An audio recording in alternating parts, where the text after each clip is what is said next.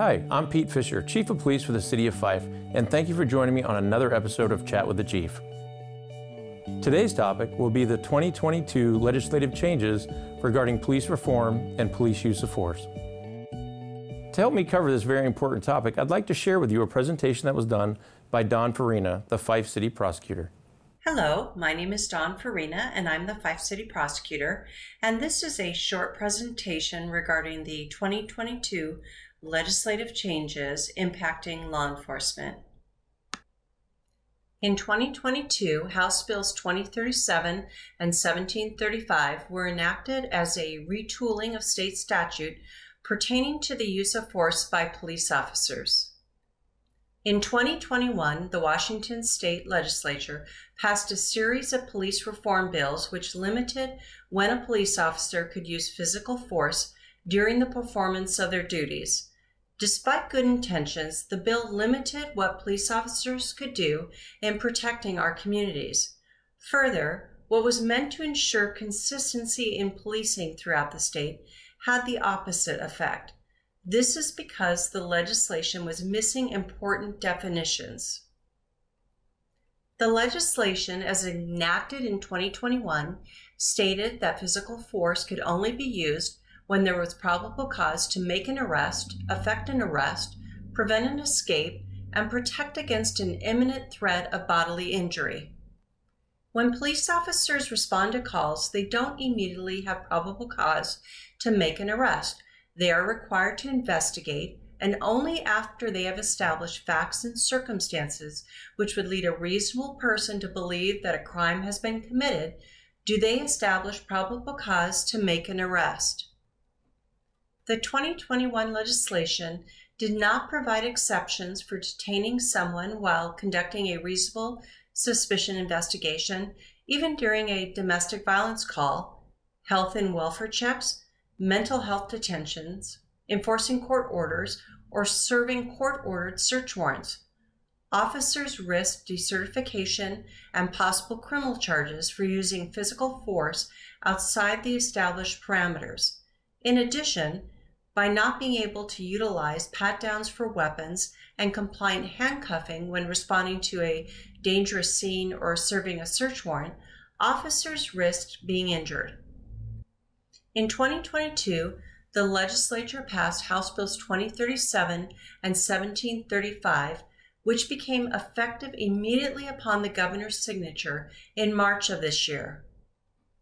In the bills, the legislature made it clear that the 2021 legislation was not enacted with the purpose of preventing or prohibiting peace officers from protecting citizens from danger. And in fact, they recognized the importance of enforcing criminal laws and providing safety for all.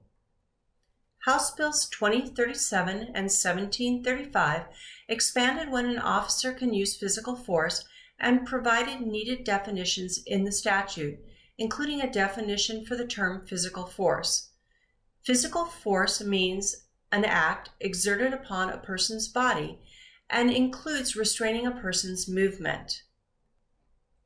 While physical force can now be used under additional circumstances, it can only be used when necessary, meaning there is no effective and reasonable alternative.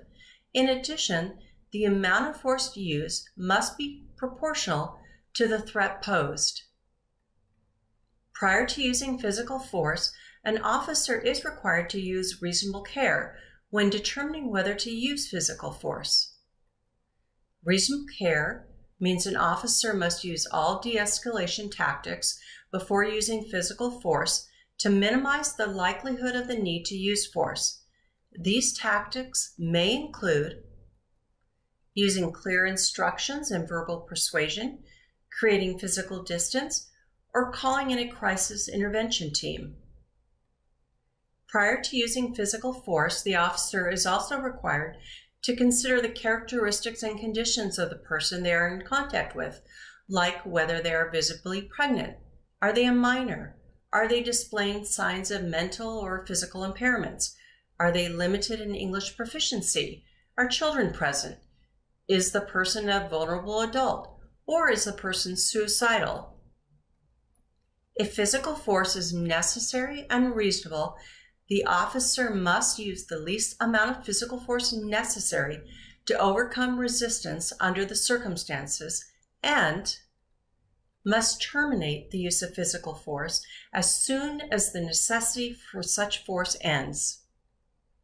In addition to the officer's ability to use physical force when there's probable cause to make an arrest for a crime, effect an arrest, prevent an escape, and protect against an imminent threat of bodily injury, the new laws allow an officer to use necessary and reasonable physical force to prevent a person from fleeing a lawful temporary investigative detention, provided that the person has been given notice that he or she is being detained and is not free to leave, when taking a person into custody when authorized by statute, transporting a person for evaluation or treatment under one of the mental health statutes, taking a minor into protective custody when authorized by statute,